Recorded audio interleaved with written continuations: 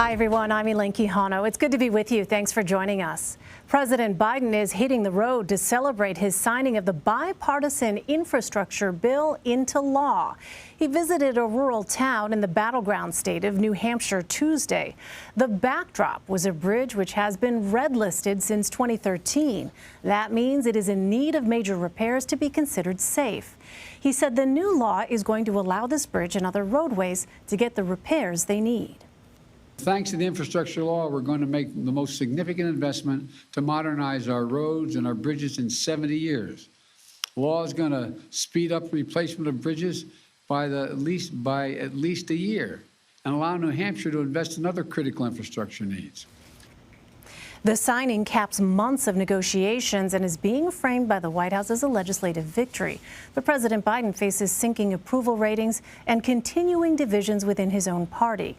The president's travel comes as his top immigration official, Homeland Security Secretary Alejandro Mayorkas, testifies on Capitol Hill.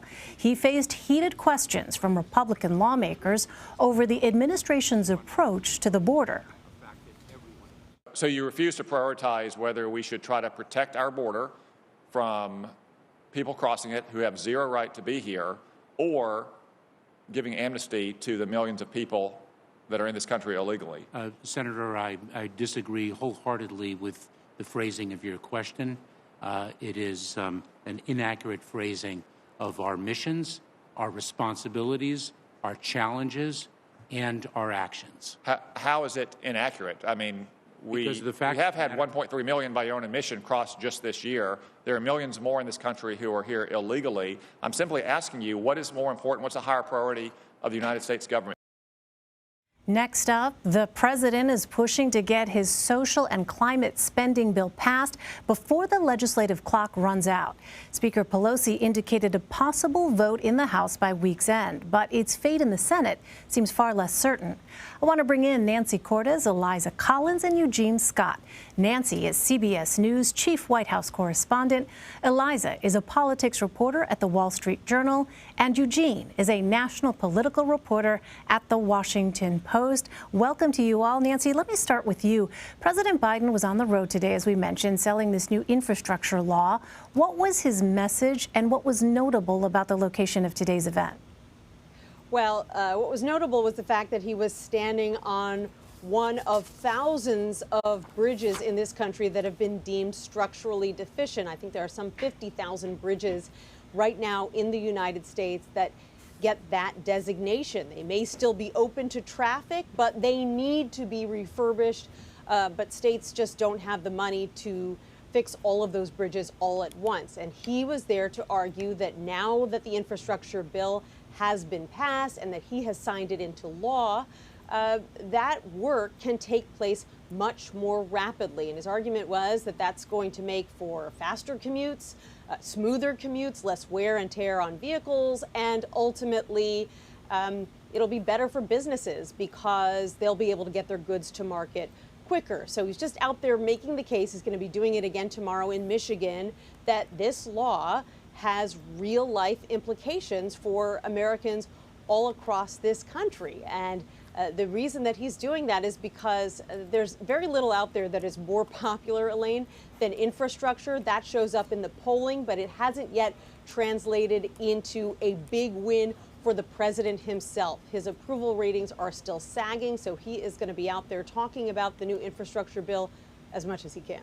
Yeah, and it's interesting, you mentioned he's also going to Michigan. I mean, all of this, of course, with midterm elections a year away here, Nancy. That's right. And Michigan is just one of many battlegrounds where Democrats are going to be fighting it out if they want to maintain control of the House and the Senate. And his very agenda is on the line here. If Republicans take control of the House or Senate or both, it is going to be very difficult for him to notch any more wins like the one that he celebrated here at the White House yesterday, with hundreds of people cheering as he signed a major piece of legislation into law.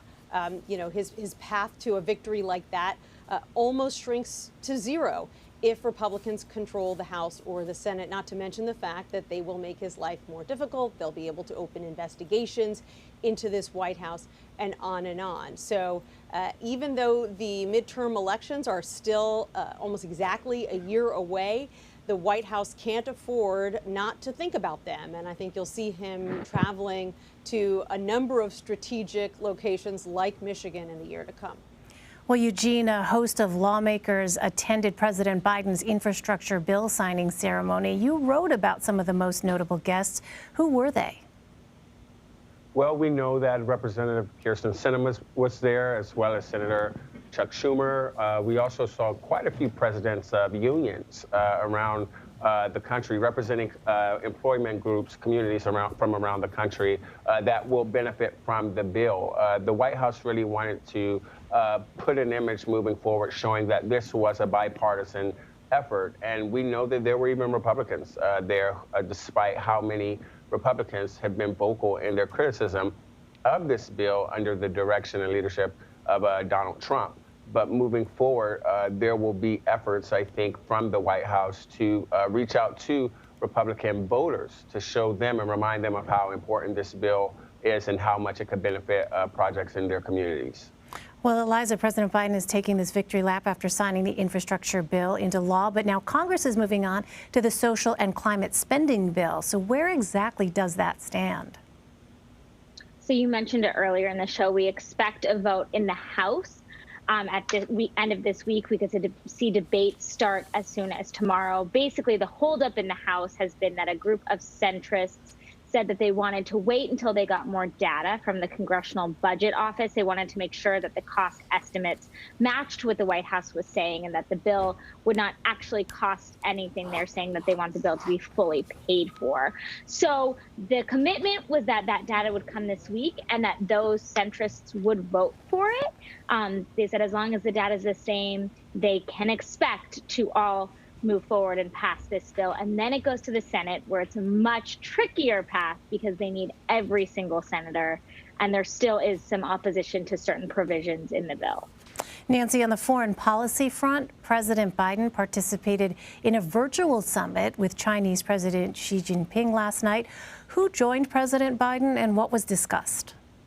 Well, this was a meeting, Elaine, that lasted, according to the White House, 3.5 hours. So this was not merely an exchange of prepared statements read aloud, but a real conversation that they said included a back and forth between this president and Chinese President Xi. In fact, just a short time ago, President Biden was asked about it by reporters.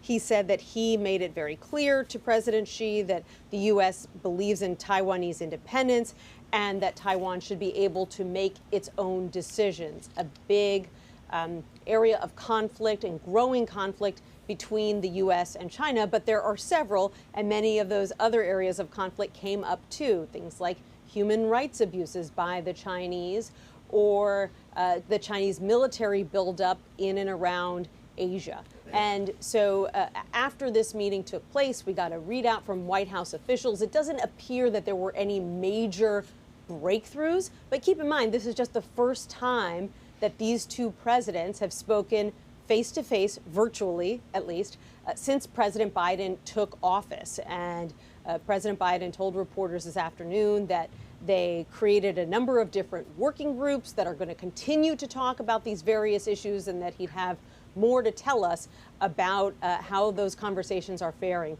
in a couple of weeks. Interesting. All right. Well, Eugene, an ABC News Washington Post poll found that President Biden's approval rating has hit a new low.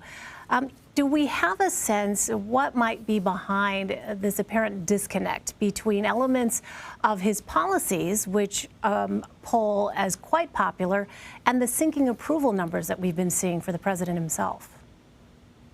Well, we do know that messaging is something that the White House has had a difficult time with in terms of communicating to many of the people that the president's policies are benefiting, that they in fact come from the president. We remember this was the case when it came to stimulus checks. There were people who received them who did not recognize that they actually came from the White House, and that could be a problem. for this White House moving into the midterm elections, especially as so many Americans are very concerned with inflation and rising costs of groceries and gas and even housing, and not realizing that some of the things that this White House have put in place policy-wise, such as the child tax credit, actually kind of counterbalance some of those things and come, in fact, from the president. And so what we're going to probably see moving forward is a stronger effort from this White House to make sure that people who are on the receiving end of this president's policies know where they're coming from. Well, Eliza, Senator Joe Manchin seems to be back at center stage in spending bill negotiations as he focuses on inflation. Here's some of what he had to say about rising prices. The supply chain is real, we know that, and we know that inflation is real. Those two things we know. Supply chain and inflation is real. But then we're seeing basically increase in prices across the board, whether it be in food, clothing, appliances, cars, you name it. We see that. How concerned are Democrats about inflation potentially preventing passage of the White House's social spending bill? Well, I think it's a big concern because someone like Senator Joe Manchin can stop the whole bill from passage. And he and Senator Sinema are really the two key centrists that everyone is watching in the Senate. They've gotten to a place they've basically shaved down the bill further and further, cutting out provisions that they opposed, and Democrats have been feeling like they were getting closer. So something like inflation and the economy, which is really a much larger issue than this exact bill, is a real problem for Democrats because they cannot control it. They can't shave that out of the bill. So far, Manchin has not said that that will stop him from voting for the bill, but he also hasn't made any commitments. So there's a lot of concern. I was talking to some liberal lawmakers this morning at the Capitol who say, you know, they just don't trust that this bill is going to get across the finish line, especially when they start to hear comments like what we just heard from Senator Manchin, that they are concerned with inflation and the economy. So you're going to see those members message basically that this bill will help put more money in people's pockets through things like the extension of the child tax credit or cheaper childcare. And they say that that's their way to combat inflation in the economy. But, you know, Republicans certainly don't say that, and some centrists are a little bit more skeptical. Nancy, the White House is publicly rallying around Vice President Kamala Harris after reports of discord between her staff, and the West Wing. Do we have any sense, Nancy, what's happening there? You know, every month or two, we see an article or a spate of articles about this topic, tension within the vice president's office or between the vice president's office and the West Wing. It has become fairly common, and it is clear that Vice President Harris has gotten some of the more unenviable tasks in this White House, like tackling and trying to reduce illegal border crossings, things that, you know, don't necessarily have easy solutions or, in the eyes of some, any solutions at all. And every time these articles pop up, the White House has a decision to make. Do they address it and try to tamp it down, or do they ignore it and try not to provide any more fodder? When the most recent article came out over the weekend, the White House chose the former. You saw a number of staffers tweet publicly their support for the vice president. When the White House press secretary was asked about Harris yesterday, she said that the president chose her because she's the one that he wanted by her side, and that she's a valuable member of the team. But obviously, any day that you need to state that the vice president is a valuable member of the team is not a great day for White House messaging. All right. Eugene, former President Trump is endorsing a host of primary candidates, notably those running against Republicans who voted for his impeachment or supported Joe Biden's infrastructure plan. How much pull do you see the former president having in the midterms? Well, significant pull. We know he still is the most popular political figure in the GOP, and one example of that is when you look at the state of Wyoming. The state's Republican Party just voted to no longer refer to Liz Cheney, a representative from the state, as a Republican. A Republican representative from the state is no longer a Republican, in part because of her opposition to the former president and ongoing criticism of him. And so we do know that there will be people in Congress right now who will lose their seats, in part because they are going up against someone in the primary that the president has supported, and it's possible that they all could. But we will wait until next year to see for sure. All right, Nancy Cordes, Eliza Collins, and Eugene Scott, thank you all very much.